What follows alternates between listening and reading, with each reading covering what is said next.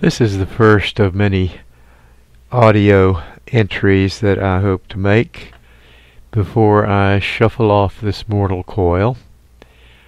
I'm trying to go back to some of my earliest memories. I was born in Moultrie, Georgia on January 4th, 1943. This was my mother's hometown, and my father was overseas at the time, either in North Africa or Sicily. I'm not sure which at the time. My understanding was he was rejected by the draft board a couple of times because of flat feet or because of his vision. I'm not sure which, but they finally took him because they really needed radio men, and he was one of those. He was one of those individuals who was lucky enough to take his high school hobby and turn it into his life's work. He was a radio man, first, last, and always. For him it started with being a ham radio operator, talking to people around the world about whatever they felt like at the time. And then, after he graduated from high school, he got a job. I'm not sure how quickly or how easily, but he ended up working for a radio station in Moultrie, Georgia, which was Mother's hometown.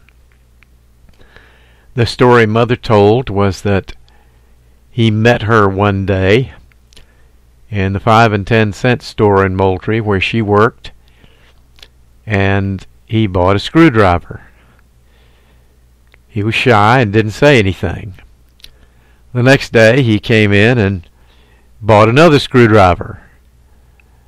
She says that she figures he thought that was the only department he could see her in, and after this had happened a couple more times, she said, "You know, I could sell you anything in the store, not just screwdrivers."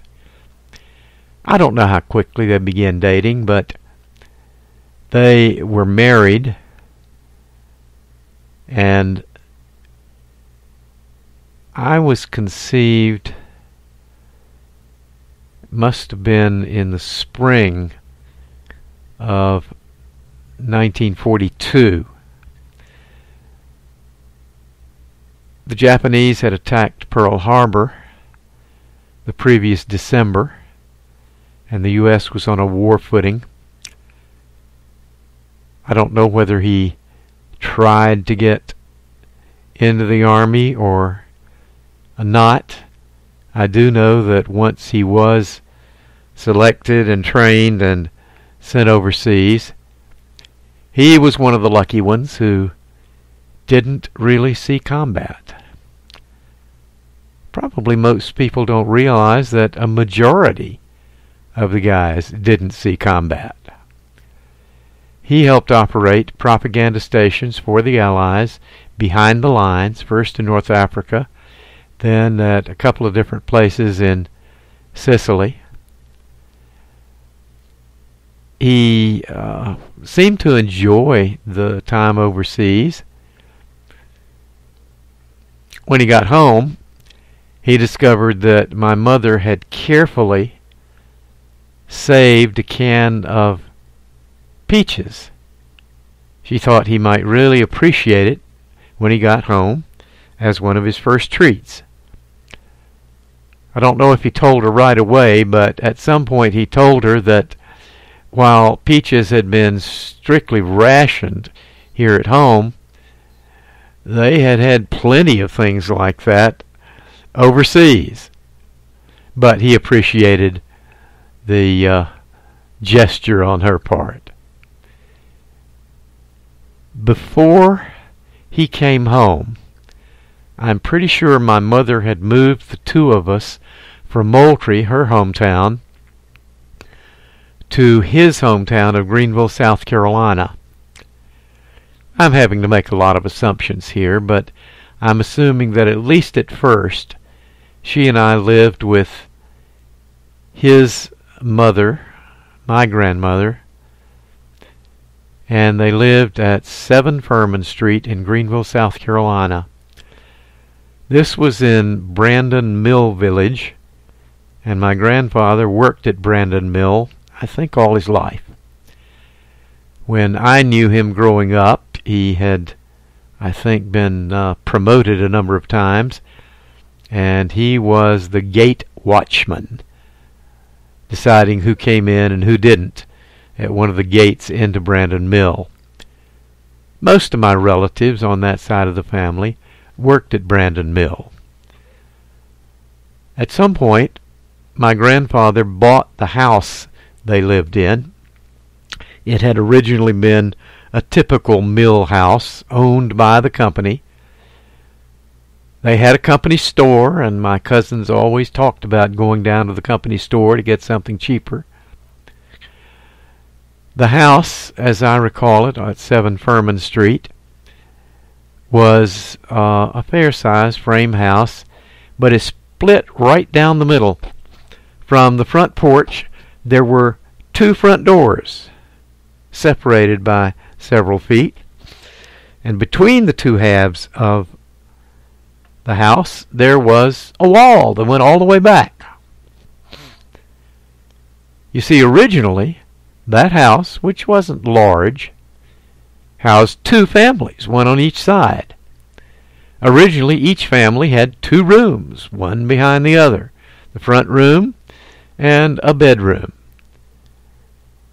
Bathrooms originally consisted of an outhouse out back. Either before or after he bought the house, my grandfather made modifications. He actually made it possible to get from one part of the house to the other without going out to the porch and in through the other door. He added a kitchen behind the left-hand portion, which they lived in. He also added a bathroom, and I guess it was to save on plumbing, but the kitchen sink and the bathroom shared a wall. The kitchen was pretty large. It was an eat-in kitchen. And not only was it an eat-in kitchen, it was also a laundry room. I remember my grandmother had a washing machine that had only a wash function for the machine itself.